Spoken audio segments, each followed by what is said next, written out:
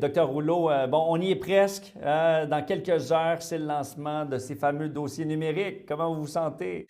On est tous un peu fébriles hein, parce que veut pas, c'est un énorme changement pour nous, nos équipes, nos patients. Donc, on doit faire face, veut pas, à une réalité imposée. Le témoignage de la docteure Rouleau s'ajoute à celui de nombreux autres professionnels de la santé à qui j'ai parlé ces derniers jours, qui disent que la formation a été déficiente et qui sont tout simplement pas prêts à travailler avec les nouveaux dossiers de santé numérique. Bien, ça va être au moins de l'ordre de 50 de perte d'efficacité pour les premiers mois. Aux États-Unis, avec leur infrastructure puis avec la quantité d'employés qu'ils ont pour aider les médecins et les patients, on parle que même 6 mois après l'implantation d'Epic, il y avait encore 30 de perte d'efficacité. 100 millions de dollars par année, c'est les coûts d'exploitation du nouveau système pour obtenir la licence de la compagnie américaine Epic, l'hébergement de la plateforme et les salaires des employés de soutien.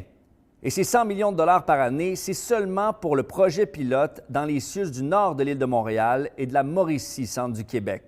On a obtenu effectivement des garanties de la part de Santé Québec, des garanties également du ministère de la Santé. Une garantie, ça implique une contrepartie. Ça peut être une contrepartie financière, une démission. Donc, c'est quoi les contreparties que vous avez eues de Santé Québec, là? La garantie, c'est quoi? Bien, la contrepartie, c'est qu'on déploie le système. On voulait avoir des garanties avant de procéder au déploiement du système, avant d'aller de l'avant. On a obtenu ces garanties. Hier, Nouveau Info a révélé qu'une note a été envoyée par le CIUS du nord de l'île de Montréal interdisant aux employés de parler des possibles problèmes techniques ou des pannes de la nouvelle plateforme.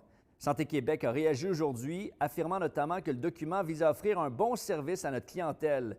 Les sections contenant les mots à éviter sont toujours accompagnées de suggestions plus claires qui facilitent la compréhension. Est-ce que dans une société libre, c'est normal d'envoyer un mémo comme ça à des médecins, des infirmières, alors qu'on est un pays de libre expression quand même? Vous n'êtes pas sans savoir que j'ai publié une petite vidéo lundi matin pour annoncer le déploiement de ce système dossier santé numérique à partir de cette nuit. Et j'ai moi-même dit dans la vidéo que, on le sait, on va en avoir quelques-uns des bugs.